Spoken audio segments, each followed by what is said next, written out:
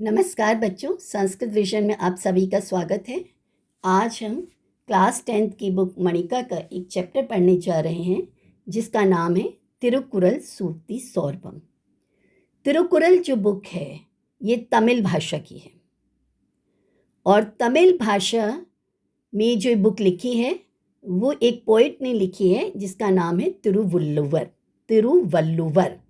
तिरुवल्लुवर एक great poet हुए हैं तमिल भाषा में और उन्होंने एक बुक लिखी है तिरुकुरल, और जो उन्होंने सुंदर सुंदर बुक में लिखा है उसका अनुवाद संस्कृत भाषा में इस चैप्टर में किया गया है।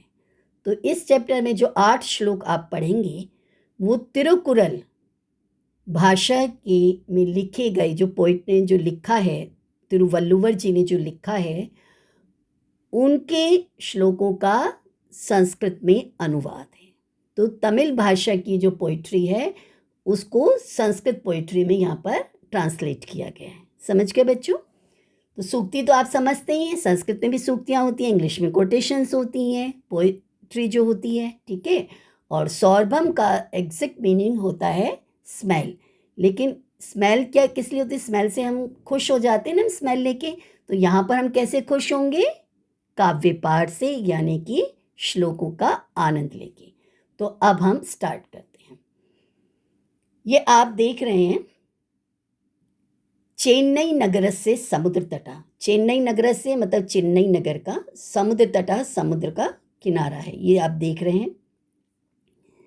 तत्र तिरुवल्लुवर से प्रतिमाम दृष्टवा, यहाँ पर ये तिरुवल्लुवर जी की प्रतिमा है। प्रतिमा कहते हैं मूर्ति को। दृष्टवा देखकर छात्रः स्टूडेंट्स परस्परम मतलब आपस में चर्चाम कुर्वन्ति यानी डिस्कशन करते हैं। शारदा कहती है नमिति अर्थात ही नमिता, जैसे सीता का सीते होता है ना, ऐसे नमिता का नमिते। हे नमिता पश्य देख एताम इसको प्रतिमाम मूर्ति को, मन्ये मुझे लगता है, मैं मानती हूँ, को अपि महाकवि कोई महान कवि है। कथम मन्य से कैसे मानती हूँ, किम क्या, न नहीं, पश्यसी देखती हूँ, यत मतलब कि, अस्य इसके, हस्ते हाथ में, तू मतलब तो, पुस्तकम बुक, एव मतलब समान, किंचित मतलब कुछ, विराजते मतलब विराजमान है।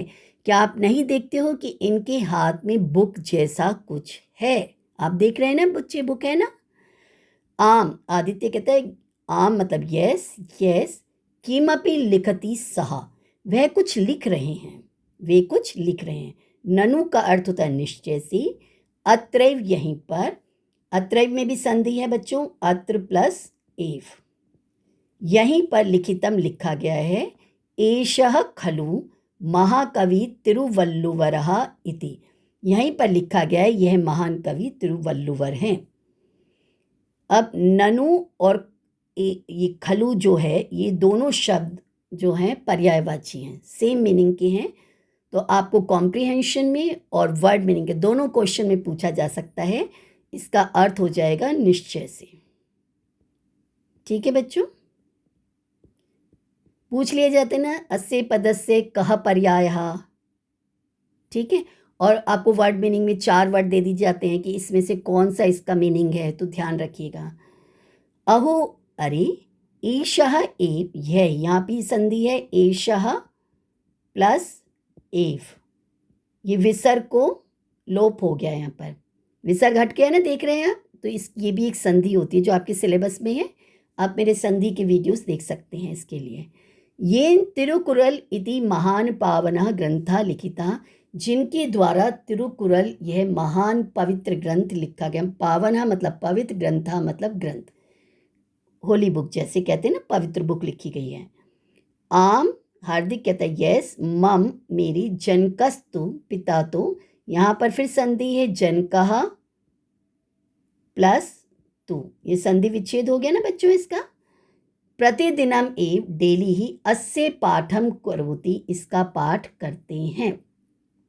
पाठम करोति में भी संधि है, मालूम है ना आपको। इसका क्या संधि विच्छेद होगा? पाठम प्लस करोति, अनुस्वार संधि याद आई।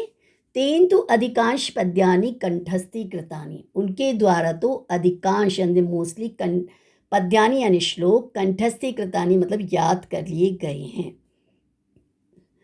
फिर अधोक्षज एक बच्चा है, उसको याद आता है, अहो स्मरामि, अरे याद आ गया, अस्माकं संस्कृत पुस्तकी, हमारी संस्कृत बुक में, तू मतलब तो, अस्य इसके, एव ही, ग्रंथ से बुक की, कतिचित कुछ, पद्यानि श्लोक, संस्कृत भाषा या संस्कृत भाषा में अनुदेय ट्रांसलेट करके प्रदत्तानि दिए गए हैं। तो मणिका बुक में एक चैप्टर आपका ऐसा भी है बच्चों जिसको आज हम पढ़ रहे हैं, जिसमें कि हमें ओरिजिनल संस्कृत नहीं बल्कि तमिल भाषा की पोइट्री का संस्कृत में ट्रांसलेट किया गया है। जो 8 श्लोक इसमें दिए गए हैं वो तमिल के हैं मूल रूप में, एक्चुअली वहाँ से ट्रांसलेट करके आपकी बुक में दिए गए हैं। सब कहते हैं तरही, तो अवश्यमेव, जरूर ही, अवश्य कहते हैं जरूर, एव मतलब ही, पठिष्यामा पढ़ेंगे, तम उसको, पाठम पाठ को, ज्ञान वृद्धि ज्ञान की बढ़ोतरी, च और करिष्यामा करेंगे। तो अब तक जो हमने पढ़ा उसकी एक बार हिंदी देख लेते हैं।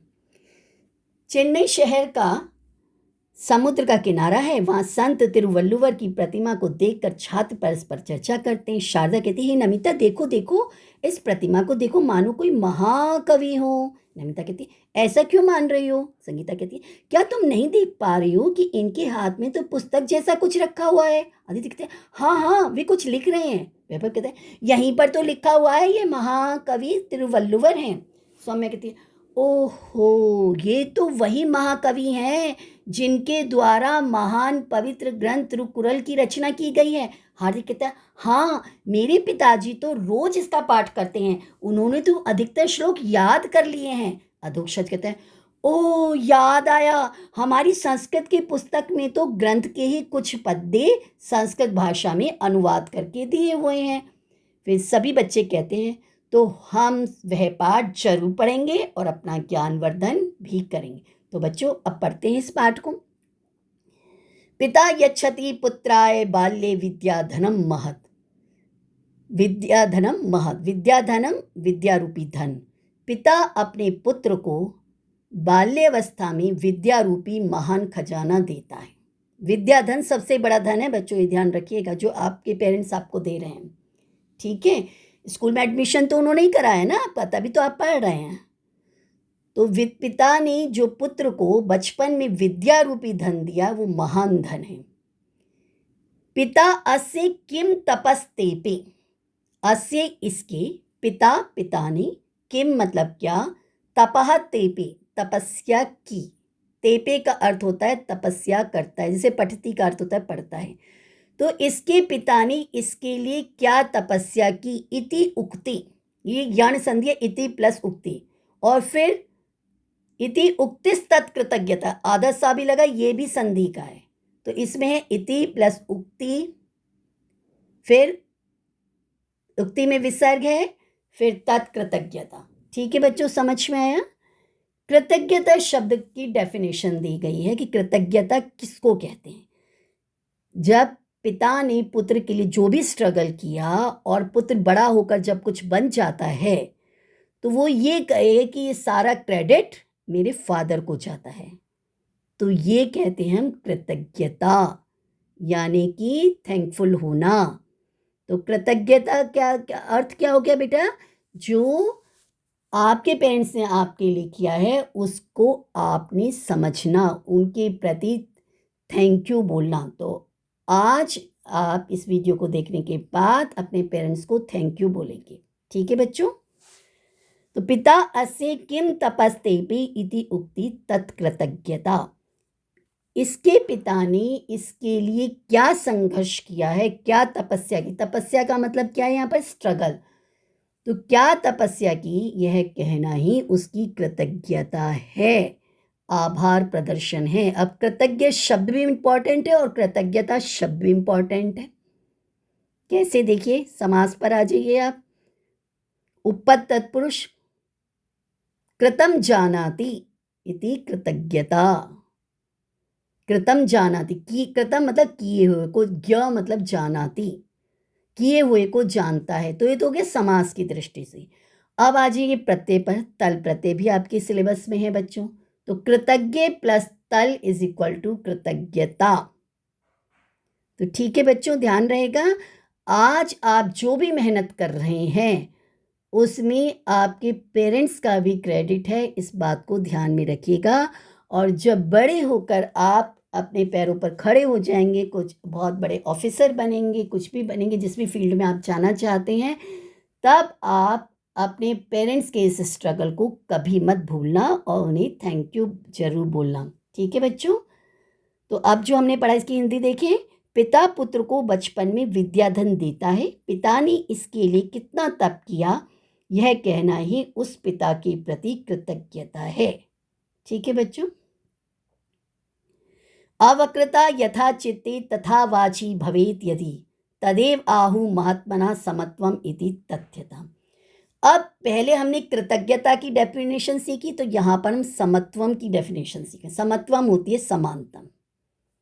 कहते हैं कि फेयर डिसीजन है, इसमें कहीं कोई पक्षपात वाली बात नहीं है। तो ये समानता कहते किसको हैं, इसकी डेफिनेशन इस लेसन में सारी डेफिनेशन ही मिलेंगी आपको। पहले हमने सीखा था कृतज्ञता की, अब हम देखते हैं समानता किसको कहते हैं। तो अवक्रता यथा चित्ते। अवक्रता, वक्रता होता है चालाकी होना, टेढ़ापन होना, और अवक्रता चालाकी ना होना यानी सरलता, सिंप्लिसिटी। तो सिंप्लिसिटी यथा मतलब जैसे, चित्ते चित्त में यानी कि मन में, दिल में, तथा मतलब वैसे ही, वाची वाणी में, जो बात दिल में है वही बात वाणी में हो। ठीक है। तो वो होती है समानता। ये नहीं कि आपने किसी से कहा कि मैं तेरी हेल्प कर दूंगा, मुंह से कह दिया और मन में सोचा इससे तो मैं बदला लूंगा, ये आया अब मेरे पकड़ में, तो ये बात गलत है। तो इसको हम समानता नहीं कहेंगे। समानता स्ट्रेट फॉरवर्ड बोलना, यानी कि जो आपके दिल में है वही बात आपके मुंह पर हो। तो अवक्रता यानी कि सरलता, यथा मतलब जैसे, चित्ते दिल में, मन में, तथा वैसे वाची वाणी में, भवेत हो यदि मतलब इफ, अगर जो बात आपके मन में है वही बात आपके वचन में है, बोली में है, वही बात आप बोल रहे हैं, तद एव आहु। इसमें क्या है, तत् प्लस एव प्लस आहु। तत् मतलब उसको, एव मतलब ही, आहु मतलब कहा गया है। समत्वम समानता, इति मतलब ऐसा, तथ्यतः वास्तव में, और कौन कहते हैं, महात्मनः। महात्मनः मतलब महान लोग, विद्वान लोग। तो महात्मा लोग यानी विद्वान लोग। विद्वान लोगों के द्वारा समानता किसको कहा गया है कि जो सरलता आपके मन में है वैसी ही सिंप्लिसिटी आपकी वॉइस में भी होनी चाहिए। अगर ऐसा है तो उसे हम कहेंगे समानता। अब है त्यक्त्वा धर्म प्रदाम वाचम परुषाम यो अभ्युदीरयेत परित्यज्य फलम पक्वाम भुंक्ते अपक्वाम विमूढ़धि। विमूढ़धि इसका अर्थ होता है मूर्ख। मूर्ख किसको कहते हैं, इसकी डेफिनेशन है। ठीक है, आपसे अगर पूछा जाए मूर्ख किसको कहते हैं तो आप किसको कहोगे, त्यक्त्वा जो छोड़कर, त्यक्त्वा छोड़ना, धर्म प्रदान धार्मिक, वाचम वाणी को, धर्म को देने वाली वाणी को छोड़कर, परुषाम यो अभ्युदीरयेत, परुषाम यानी कठोर, यह मतलब जो, अभी उदीरयेत मतलब बोले, अभी प्लस उदीरयेत है यण संधि है, ये यण संधि आपके सिलेबस में ध्यान रखिएगा। तो जो व्यक्ति धार्मिक वाणी को छोड़कर कठोर वाणी को बोले। अब यहाँ पर धार्मिक वाणी का मतलब ये नहीं है कि ओम जय जगदीश हरे ही बोलना है सारा दिन। धार्मिक वाणी क्या है कि हमारा धर्म कहता है कि हमें कैसी वाणी बोलनी चाहिए। हमारे धर्म में क्या कहा गया है कि सत्य बोलो, प्रिय बोलो, सत्यम ब्रूयात, प्रियम ब्रूयात, मधुरम ब्रूयात। सच बोलना चाहिए, मीठा बोलना चाहिए और हितकारी बोलना चाहिए, जो सबको भला लगे, ऐसी वाणी बोलनी चाहिए। ये हमारा धर्म कहता है। तो धार्मिक वाणी कौन सी होने कि सच बोला जा रहा है और मीठा बोला जा रहा है और दूसरों के भले के लिए बोला जा रहा है और पोलाइट बोला जा रहा है। नम्रतापूर्ण बोला जा रहा है। तो ये तो होती है धार्मिक वाणी, ठीक है। और जो इसका ऑपोजिट क्या हो गया कि झूठ बोलना, बैड वर्ड बोलना, तो परुषाम का अर्थ होता है कठोर। जो व्यक्ति धार्मिक वाणी को छोड़कर कठोर वाणी बोलता है, कठोर वाणी कैसी होती है? बैड वर्ड्स बोलना, जोर से बोलना, चिल्ला कर बोलना, तो वो होता है परुष वाणी, ठीक है। तो परुष वाणी को बोले यानी कि कठोर वाणी को बोलता है, तो वो व्यक्ति विमूढ़ थी, लास्ट में लिखा है विमूढ़ थी, वह व्यक्ति मूर्ख है। उसको आप समझदार तो नहीं कहेंगे ना, जो चिल्लाता रहे जोर जोर से और बैड वर्ड बोले, तो वो व्यक्ति ठीक नहीं है, यानी कि वो मूर्ख है। और विद्वान कौन होगा? जो सत्य बोलेगा, प्रिय बोलेगा, मधुर बोलेगा, क्योंकि हमारे धर्मशास्त्रों में यही कहा गया है कि सबका भला करना चाहिए, किसी को धोखा नहीं देना चाहिए, झूठ नहीं बोलना चाहिए, और प्रिय बोलना चाहिए, और पोलाइट नेचर होना चाहिए। तो अब उसके लिए एक एग्जाम्पल दिया गया है यहाँ पर सेकंड लाइन में, श्लोक की लास्ट लाइन में, परित्यज्य फलम पक्वम। वह व्यक्ति क्या करता है? पके हुए फल को छोड़कर अपक्वम विमूढ़ति। भुंगते का मतलब खादती, खाता है। भुंगते शब्द का अर्थ याद कर लीजिएगा, खादती, खाता है। वह क्या खाता है? पके हुए फल को छोड़कर कच्चा फल खाता है। देख रहे हैं ना आप इस पिक में, पका हुआ फल मीठा होता है कि कच्चा फल? यस, पका हुआ फल मीठा होता है, और जो कच्चा फल होता है वह कड़वा खट्टा होता है, ठीक है। तो हमें हमेशा आम कैसे खाओगे आप? पका खाओगे, कच्चा खाओगे? पका ही खाओगे ना, उसी का मैंगो जूस पियोगे, मैंगो शेक पियोगे। अगर आप कच्चे हरे आम का मैंगो शेक बनाने लगे तो खट्टा खट्टा रहेगा, आपसे पिया भी नहीं जाएगा, ठीक है बच्चों। तो अब हम देखते हैं जो पढ़ा उसकी हिंदी। जो धर्म प्रदान करने वाली वाणी को छोड़कर कठोर वचन कहता है, वह मूर्ख पके हुए फल को छोड़कर कच्चे फल को खाता है, ठीक है। क्योंकि जो मधुर बोलेगा, तो जैसे हमारा बिहेवियर मिरर की तरह होता है। अगर हम किसी सामने वाले से मीठा बोलते हैं तो पलटकर वो भी मीठा बोलेगा। अगर हम उसे 2 बैड वर्ड बोलेंगे तो वो पलटकर हमसे 4 बैड वर्ड बोलेगा, है ना। तो वो लड़ाइयाँ चलती चली जाएंगी। तो जो मीठा फल है वह आनंद देता है, और जो पका हुआ फल नहीं है वो उतना आनंद नहीं देगा। तो जैसे आप पके हुए फ्रूट का, मैंगो का शेक बनाकर पियोगे, जूस पियोगे, तो वो आपको अच्छा लगेगा, मैंगो शेक।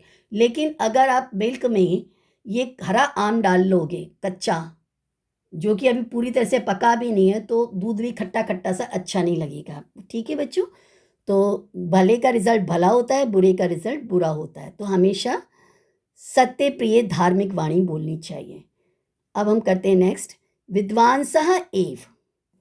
अब हमने इससे पहले पढ़ा था बच्चों त्यक्त्वा धर्म प्रदाम। अब हम पढ़ने जा रहे हैं विद्वांसः एव लोके अस्मिन् चक्षुष्मन्तः प्रकीर्तितः।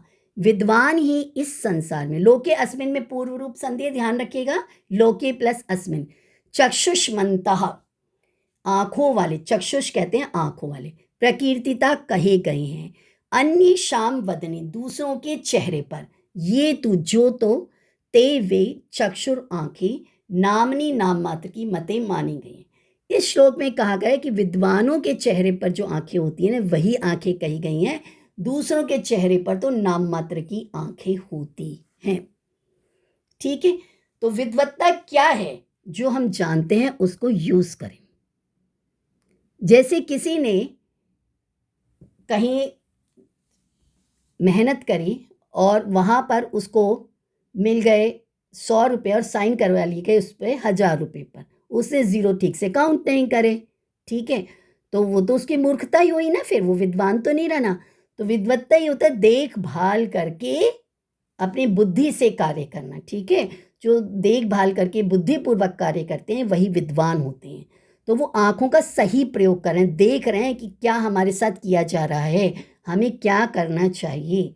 तो विद्वांसः विद्वान एव ही लोके संसार में, अस्मिन इसमें यानी इस संसार में, चक्षुष्मन्तः मतलब आँखों वाले, प्रकीर्तितः मतलब कही गए हैं, अन्य शाम दूसरों के, वदने चेहरे पर, ये मतलब जो हैं, ते तू वे तो, तू मतलब तो और ते मतलब वे, चक्षुर नामनी, नाम मात्र की आंखें मते मानी गई हैं। चक्षु प्लस नामनी है, विसर्ग को र हो गया है। अब हम हिंदी देखते हैं। इस संसार में विद्वान ही आंखों वाले कहे गए हैं, दूसरों के चेहरे पर आंखें नाम मात्र की मानी जाती हैं। तो बच्चों, जो भी आपको अनुभव के द्वारा प्राप्त होता है और पढ़ाई के द्वारा प्राप्त होता है, उससे आपको विद्वान बनना है, मूर्ख नहीं बनना है। ठीक है? तो जो कुछ भी हमें आता है बुद्धिपूर्वक कार्य करना है, जीवन में संभल कर रहना है। अब हम आगे करते हैं नेक्स्ट श्लोक। यत् प्रोक्तम येन केनापि तस्य तत्वार्थ निर्णयः कर्तुम शक्यो भवेत येन सह विवेकः इति ईरिता। इस श्लोक में विवेक यानी कि ज्ञान, नॉलेज क्या है, इसकी डेफिनेशन दी गई। कोई आपसे पूछे व्हाट इज नॉलेज, नॉलेज क्या है, तो उसकी डेफिनेशन है यहाँ पर। यत् मतलब जो और तत् मतलब वो। ठीक है? तो जो प्रोक्त, यत् प्रोक्तम जो कहा गया है, ये मतलब जिसके द्वारा, केनापि किसी के द्वारा, जो किसी के द्वारा जो कुछ भी कहा गया है। यत् मतलब जो, प्रोक्तम मतलब कहा गया, ये मतलब जिस, केन मतलब किसी, जिस किसी के द्वारा भी जो कुछ कहा गया है, जिस किसी ने जो कुछ भी कहा है, तस्य उसके तत्वार्थ निर्णय, वास्तविक अर्थ का निर्णय, कर्तुम शक्य किया जा सकता है, भवेत येन। अब इसमें भी आप देख लीजिए, संधि कर रखी है यहाँ पर, भवेत प्लस येन। यहाँ पर ता जो है उसको द हो गया है, और ये जो लिखा है वो दा लिखा है हमने ऐसे, और फिर इसके बाद इसको ये य बना दिया, तो ये बन गया द्य, जो सामने आपको यहाँ दिखाई दे रहा है। द में य है, ता को दा बना द्य। तो भवेत येन, जिस किसी के द्वारा जो कुछ भी कहा गया है, उसका एक्चुअल मीनिंग जिसके द्वारा समझ लिया जाता है, उसे ही हम विवेक कहते हैं, ज्ञान कहते हैं। इति ईरिता, ऐसा कहा गया है। विवेक ऐसा क्या कहा गया है, तो किसी के द्वारा जो कुछ भी हो गया है। ठीक है? अब जैसे आपसे आपके पेरेंट ने कहा कि बेटा टाइम हो गया है, और आपका जो स्कूल जाने का टाइम हो गया, ठीक है, तो आपको देर हो रही है जा करें, और आपके फादर आपको स्कूल छोड़ने के लिए बस स्टॉप पर जा रहे हैं, और आपसे कह रहे हैं बेटा टाइम हो गया, टाइम हो गया। तो इसका मतलब टाइम हो गया, तो टाइम तो हमेशा ही होता रहता है, इसका मतलब ये है कि स्कूल के लिए देर हो रही है, तो जल्दी से तैयार होके चलो। तो जो कहा जा रहा है उसका मीनिंग क्या निकल रहा है, वो समझ लेना ही ज्ञान है। अब जो पढ़ा उसकी हिंदी देखते हैं। जिस किसी के द्वारा जो कुछ भी कहा जाता है, उसके वास्तविक अर्थ का निर्णय जिस किसी के द्वारा किया जा सकता है, उसे ही विवेक कहा जाता है। किसी के द्वारा कही गई वास्तविक अर्थ का निर्णय जिसके द्वारा किया जा सके, उसे ही विवेक कहा जाता है। अब ये श्लोक है। वाक् पटुर धैर्यवान मंत्री सभायाम अपि अकातरः सकेनापि प्रकारेण परै न परिभूयते। इसमें मंत्री की खासियत बताई है। राजा मंत्री होते हैं ना, एंशिएंट टाइम में, प्राचीन टाइम में राजा मंत्री हुआ करते थे। ठीक है? अब तो प्रेसिडेंट, प्राइम मिनिस्टर, ये सब होते हैं ना, तो इसमें आज का तो लिखा नहीं गया है, तो प्राचीन काल का लिखा है। तो मंत्री की बात बताई कि ऐसा कौन सा मंत्री है जो कभी नहीं हारता है। ना मतलब नहीं, परहि मतलब दूसरों के द्वारा, परिभूयते हारता है। इसमें भी संधि कर रखी है, आंसर आएगा परहि प्लस ना, विसर्ग चेंजेस टू र। वाक्पटु कहते हैं बोलने में एक्सपर्ट, और ये आपका बहुत ही इंपॉर्टेंट है, और इसका आंसर होता है वाची पटु, सप्तमी तत्पुरुष समास है ये, बोलने में जो एक्सपर्ट है। मंत्री की खासियत क्या होती है कि वो बोलने में एक्सपर्ट होता है। धैर्यवान, उसके अंदर पेशेंस होता है। सभायाम, सभा अगर चल रही होती है, अपि मतलब भी, अकातरः मतलब निडर, यहाँ पर भी संधि है बच्चों कर रखिए, सभायाम प्लस अपि प्लस अकातरः। सभायाम अपि अकातरः, सभा में भी निडर रहना, यानी कि राजा के आगे तो बहुत बड़ी बड़ी बातें छोड़ा, महाराज हम ये करेंगे, महाराज हम वो करेंगे, और जब महाराज ने संदेश लेकर दूसरे देश में भेजा तो डर के मारे हाथ जोड़ के चुप हो गए। वो नहीं, राजा की बात को कहने का साहस होना। सह वह केनापि किसी भी प्रकारेण प्रकार से परहि दूसरों के द्वारा ना नहीं परिभूयते हारता है। समझ गए बच्चों? तो अब हम इसका देखिए, ध्यान रखिएगा वाक्पटु शब्द बहुत इंपॉर्टेंट है। वर्ड मीनिंग में भी आ जाता है और आपका समास में भी आ जाता है, तो ये इम्पॉर्टेंट है और ये श्लोक भी इम्पॉर्टेंट है, ध्यान रखिएगा। जो मंत्री बोलने में चतुर, इसकी हम हिंदी पढ़ रहे हैं। जो मंत्री बोलने में चतुर है, एक्सपर्ट है, धैर्यशील है, पेशेंस है उसका, मतलब दूसरों की बातें भी सुनेगा और ध्यान से अपनी बात रखेगा, ठीक है। सभा में ना डरने वाला होता है, वह दुश्मनों के द्वारा कभी भी नहीं हारता है। परई मतलब दूसरा, ठीक है। तो दूसरों के द्वारा यानी दुश्मनों के द्वारा कभी भी नहीं हारता है। अब नेक्स्ट श्लोक है, यह इच्छति आत्मनः श्रेयः प्रभुतानि सुखानि च न कुर्याद अहितम कर्म सह परिभ्य कदापि च। ये भी इंपॉर्टेंट है। यह मतलब जो, इच्छति चाहता है, आत्मना अपना, श्रेयः भला, प्रभुतानि बहुत सारे, सुखानि सुखों को, चा मतलब और। जो व्यक्ति अपना भला चाहता है, कल्याण चाहता है और बहुत सारे सुखों को चाहता है, तो उसे क्या करना चाहिए? ना कुर्याद अहितम कर्म, वह बुरा काम कभी ना करे। कर्म मतलब काम, और ये कुर्याद अहितम शब्द आपके नंबर बहुत कटाता है बच्चों, ध्यान रखिएगा। कुर्याद प्लस अहितम, कॉम्प्रिहेंशन में भी नंबर कटा देता है, संधि में भी कटा देता है, और जो वन वर्ड क्वेश्चन होते हैं उसमें भी नंबर कटा देता है। और कटाता कहाँ है वो भी मैं बता देती हूँ। ये कुर्याद अहितम शब्द है, ता को दा बन गया है संधि नियम से, व्यंजन संधि है, first letter changes to third letter. लेकिन जब पूछा था किम ना कुर्यात, तो कुछ तो लेते हैं हितम ना कुर्यात और कुछ लिख देते हैं दहितम ना कुर्यात। भाई ये तो ध्यान रखो, लेसन में दही तो कहीं नहीं जमी थी, ठीक है। और हित होता है भला, अहित होता है बुरा।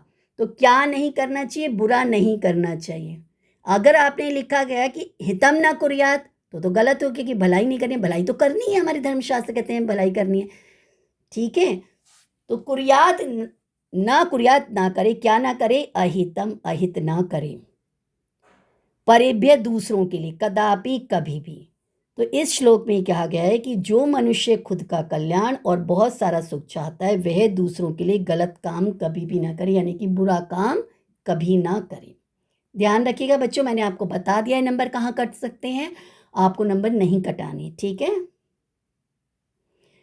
अभी लास्ट श्लोक है आपका, आचारः प्रथमो धर्मः। आचारः मतलब आचरण, व्यवहार, प्रथमो धर्मः पहला धर्म है।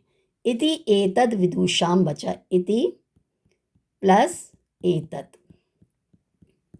विदुषां वचः, ता को दा जो संधि नियम से हो जाता है, एतद शब्द आपने पढ़ा हुआ है। इति एतद विदुषां वचः, यह ऐसा विद्वानों का वचन है। तस्मात् रक्षेत सदाचारम, इसलिए सदाचार को, अच्छे व्यवहार की रक्षा करनी चाहिए। प्राणिभ्यो अपि, प्राणों से भी विशेषतः बढ़कर, ठीक है। तो आपका जो व्यवहार है वही आपका पहला धर्म है। सारे धर्म का निचोड़ ये है कि आपको गुड बिहेवियर बनना है। आप जब कहीं भी जाते हो तो आपका बिहेवियर ही आपके साथ जाता है, आपके मार्क्स नहीं जाते। आप हमेशा ये बैच लगा के नहीं जाते मेरे 100 आउट ऑफ 100 आए थे, मेरे 100 में से 99 आए थे, ये नहीं लगा के जाते हो। अपना व्यवहार आपका सामने होता है, तो व्यवहार ही आपका पहला धर्म है, व्यवहार से ही आपकी पहचान होती है। अब इसकी हिंदी देख लेते हैं। श्रेष्ठ आचरण पहला धर्म है, ऐसा विद्वानों का वचन है, इसलिए प्राणों से भी बढ़कर सदाचार की रक्षा विशेष रूप से करनी चाहिए। तो बच्चों समझ में आ गया आपको ये चैप्टर अच्छे से। अगर आपको मेरा वीडियो अच्छा लगा हो तो इसे प्लीज़ अधिक से अधिक लाइक, शेयर और सब्सक्राइब कीजिएगा। Thank you.